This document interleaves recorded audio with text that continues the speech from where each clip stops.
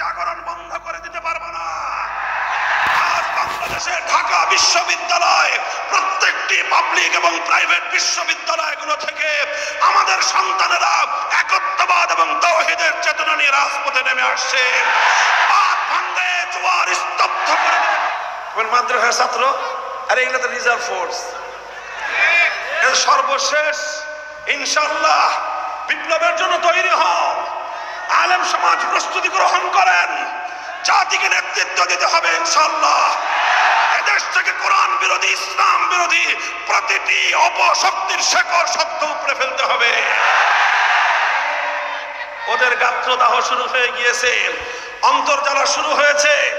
বাংলাদেশকে যারা বন্দী করে রাখতে চেয়েছিল, বাংলাদেশকে যারা কররাজ্য পরিণত করতে চেয়েছিল, করদ রাজ্যে, বাংলাদেশের স্বাধীনতাকে বিপন্ন করে যারা অঙ্গরাজ্যের মতো করে বাংলাদেশকে পরিচালনা করতে চেয়েছিল, তাদের সেবাদাসী উৎখাত খাওয়াতে মাথা খারাপ হয়ে গেছে। আমরা বলছি ইসকনের নামক সন্ত্রাসী সংগঠনের বিরুদ্ধে প্রায় 10 বছর ধরে ওলামায়ে কেরাম বলছেন।